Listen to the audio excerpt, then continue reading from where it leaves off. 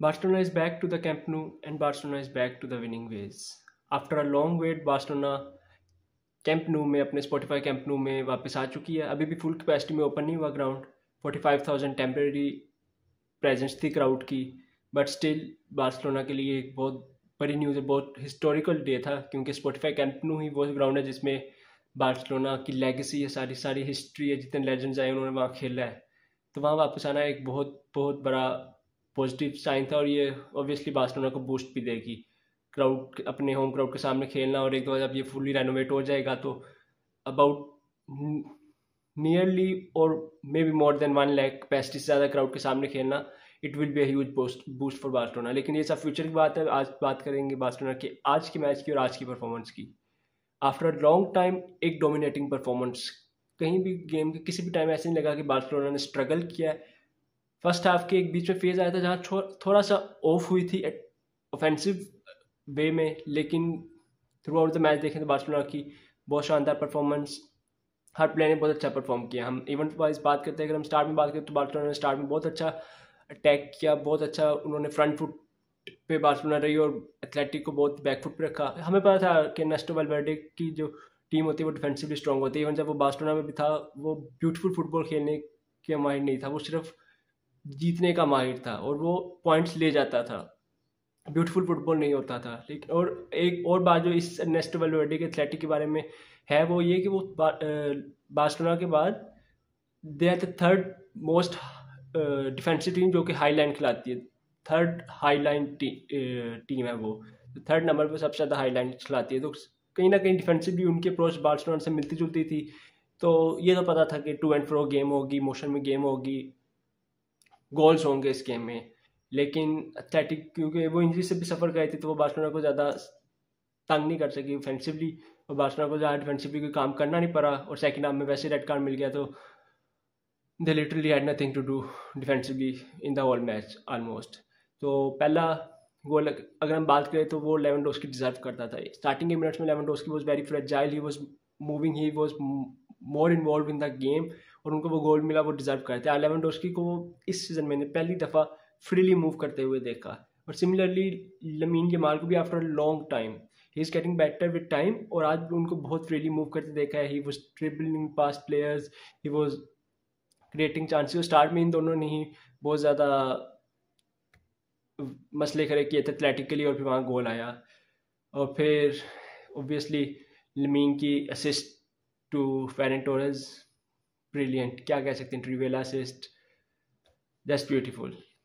और फिर first half Barcelona ने अच्छा कंट्रोल किया। सेकंड हाफ के स्टार्ट में ही फर्मीन लोपेस का गोल आ गया। Fermin Lopez has a habit of finding goals, is brilliant in these kind of spaces, in making run. उनके और भी कुछ ऐसे रन थे जो स्पॉट नहीं किए, उन्होंने बहुत अच्छे लिए, और ये चीज़ आगे जाके इंप्रूव ही होगी। अभी हम बात करते हैं कि वो चांसेस मिस करते हैं, वो ज़्यादा शूट्स लेते हैं, तो ये मेच्योरिटी विदाउट प्लेइंग तो नहीं ना आ सकती, विद टाइम ही आएंगी। गलतियाँ ये करते हैं, गलतियों से ही सीखते हैं। तो फर्मीन लोपेस बहुत इंप्रूव दिखे पिछले कुछ मैचेस से, he is improving day by day, वो अच्छा ही खेल रहे हैं, और इंप्रूवमेंट तो ऑब्वियसली हर टाइम हर प्लेयर को रिक्वायर्ड होती है। तो Fermin Lopez are a brilliant game.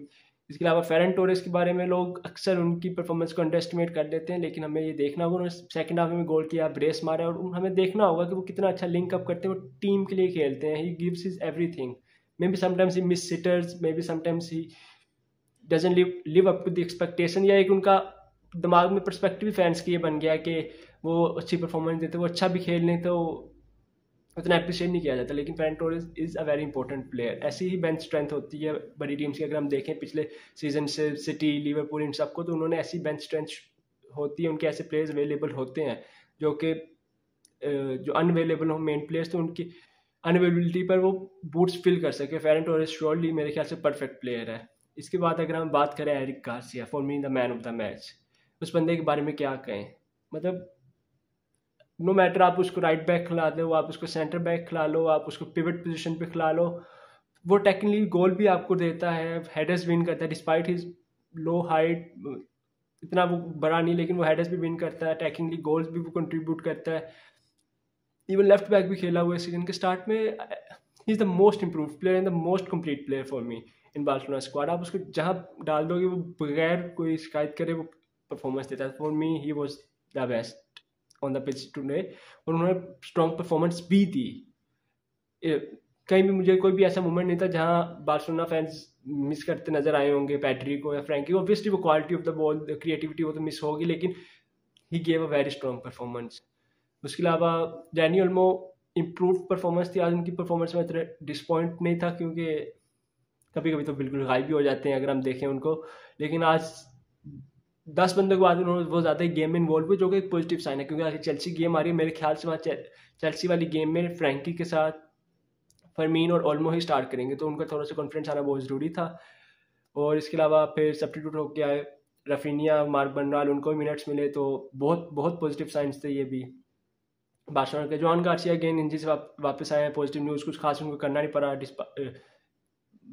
I guess 1 या 2 सेव करने पड़े। एक बिल्कुल गेम के लास्ट पे हेडर था उनके डिफेंडर का, आई गेस विवियन का। तो बहुत strong performance, solid performance, confidence booster, everyone contributed. Obviously John Martin centre back भी खेले, लेफ्ट बैक भी खेले, लेकिन डिफेंसिवली तो इतना बार्सिलोना को काम करना नहीं पड़ा, तो we can't say much about the defensive performances of the player. But again a complete dominating performance, and that's exactly what we needed before the El Clasico. क्योंकि अर्लियर टुडे चेल्सी ने अपना match जीता था वे Burnley, और उन्होंने भी एक dominated performance दी थी। तो उन्होंने भी अपने प्लेयर्स रेस्ट करवाए थे, हमारे भी कुछ प्लेयर्स को रेस्ट मिल गया है, रफीनिया वापस आ गया है। It would be an interesting clash, लेकिन it is a clash for the future. जो आज बार्सिलोना जीती है, आज उसको सेलिब्रेट करना चाहिए हमें, and we will look forward on to the Chelsea game next. इसके अलावा अगर हम बात करें तो चेल्सी अपना मैच जीत गई है तो बात होगी, लेकिन एक बहुत शॉकिंग न्यूज़, जो कि मैं एक लिवरपूल का मैच था जो मैं साथ साथ तो नहीं देख सका ऑब्वियसली, क्योंकि बार्सिलोना का मैच लगा था, लेकिन they lost to Nottingham Forest 3-0। Well, अपने ही होम में एनफील्ड में ये उनके साथ हुआ है, तो आई डोंट नो लिवरपूल के साथ क्या इशू चल रहे हैं, क्योंकि आर्ने स्लॉट को तो मेरे ख्याल से वो सैक नहीं करेंगे। He has earned so much in the previous season कि वो इस बैड रन के बाद भी अभी सैक होने के करीब नहीं है, despite he lost last 6 out of 7 games. But still पता नहीं लिवरपूल को जो भी इशूज हैं वो सॉर्ट आउट करने पड़ेंगे, because this is a disaster of a season so far. अगर हम देखें तो रियल मैड्रिड की परफॉर्मेंस के अलावा बाकी सब मैचों में वो परफॉर्म नहीं कर पा रहे। They have the names, they have the big guys, they have the big signings this summer, about 450 million euros they have spent on players this season, but still they are not delivering, so it is a worrying sign obviously as the season progressing. But I hope Arne Slot will find a solution to it. So this is it from my side today. I hope we will enjoy the coming fixtures, which will be on Sunday. Real Madrid have their fixture, Atletico Madrid have their fixture, some interesting Serie A fixtures are coming on.